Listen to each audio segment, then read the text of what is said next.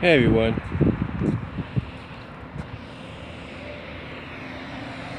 You know, over the past 24 hours, 24, 48, 72 hours, whatever you want to look at it, a lot has gone on as far as the future of the Sonic the Hedgehog comics are concerned. Now, it was announced on Wednesday that Sega had basically ended the relationship with Archie Comics. In other words, Archie no longer holds the license. Now, Archie Comics, of course, has been criticized for the fact that they are not showing up at this year's San Diego Comic-Con, and a lot of people may say that there is a good reason for that. One, particularly the most important reason that many feel that they're not showing up is due to the fact that it took this long to pretty much tell everybody, 6 to 7 months if you will, to pretty much tell everybody that the Sonic the Hedgehog comics are no longer under their household.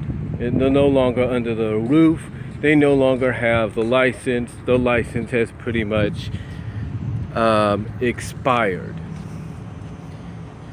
So it takes them that long, along with Sega, who we have to agree is kind of at fault as well, because at least Sega, being the home of Sonic the Hedgehog, being the mascot for them, if you will, I should say, that at least they should have acknowledged to some people around that something was happening. Now, several artists pretty much have come out and said that they had already heard about the cancellation all the way back at the beginning of the year.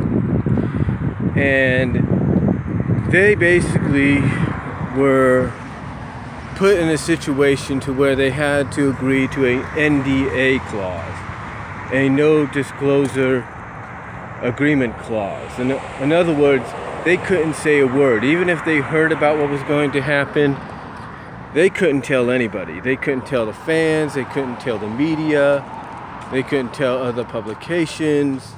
Pretty much the lips were sealed. So now, pretty much everybody, I'm pretty sure now, people from Ian Flynn, Matt Herms, Tracy Yardlin, Jennifer Hernandez, Evan Stanley, Aaliyah Baker can all kind of shed some light now on what they've known. In fact, Ian Flynn is supposed to say something this weekend about it, because whether you like the guy or you don't, one of the primary sources of income for Ian, or one of his most prized things to work on as far as comics go, was Sonic. I mean, let's not forget, whether we like it or not, he's the one that opened the gate. He's the one that did the controversial, if not critically acclaimed, fan comic Other M. And Other M, in my opinion, is what helped get him this job. I really truly believe it did. But with that said, pretty much now I'm sure a lot of people are going to be able to shed some light on what they've known, what they've heard, how they feel. And hopefully a lot of these people will be regained, or retained I should say, as far as IDW's works are concerned. Because IDW already has Ian Flynn under the roof, kind of under a freelance contract. So it's only natural that Ian Flynn would say, hey, bring Tracy in. Bring Tracy in, bring my wife Aaliyah in, bring Jennifer in, bring Ann in.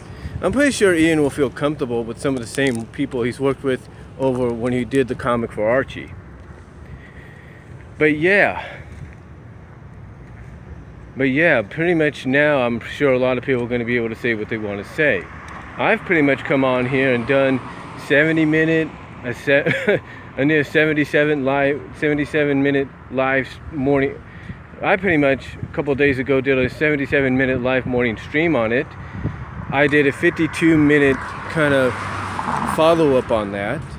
Heck, I did a 5-minute live stream after work while I was waiting for my ride to come out of the store. So I pretty much said a lot of what I've had to say, and I still kind of feel a little, disappointed. Now, Archie Comics are going to have, like I said, Archie Comics is going to have to find a way to really make up for this. And I think, obviously, the only way they're going to make up for it is financially from the pockets, if you know what I mean. Because they're going to have no choice now, since IDW has the license. They're going to have no choice but to pretty much refund every subscriber they've had from physically to digitally. They're going to have to do that, and they're not going to like it. It may not seem like a big deal, maybe because Riverdale's helping them out, but yeah, it's going to kind of hurt them in the long run. Now, the question, the title here on this video, this live video, is how is IDW Comics going to handle the Sonic comics? You see, a lot of people kind of worry about that. Now, here's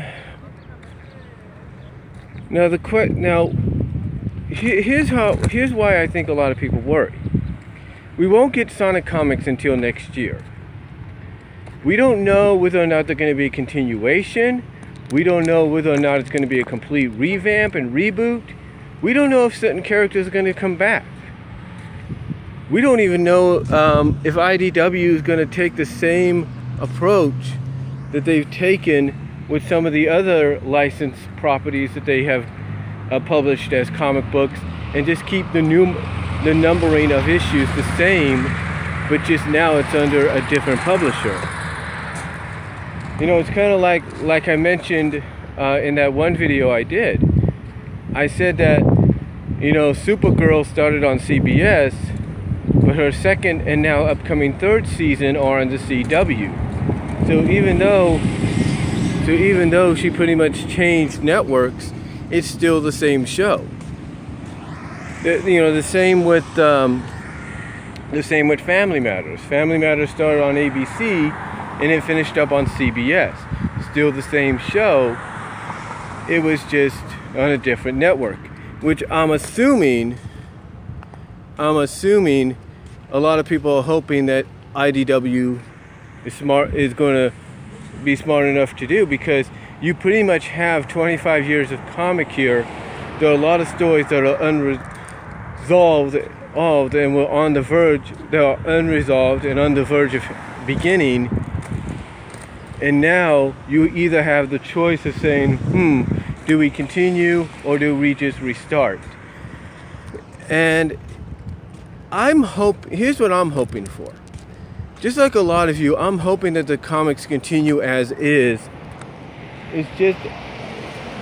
I'm hoping the comics continue as is, just basically done in a way that similar, like I said, when a show, whether a sitcom or a drama or a superhero series, whatever you want to call it, moves from one network to the other, the show doesn't change. The show doesn't change or anything. It's just that the new season is going to be on a new network.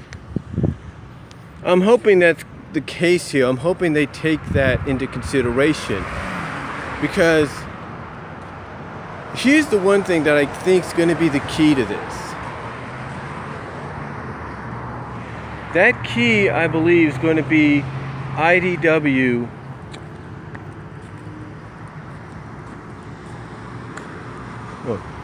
shaking something there. But again, I believe that key for IDW to trying to keep things as they were or as they are and just continue where Archie left off. I think honestly, the thing that's going to reel them in and probably be a turning point, probably be the key to keep things as they are, is the Guinness Book of World Records that the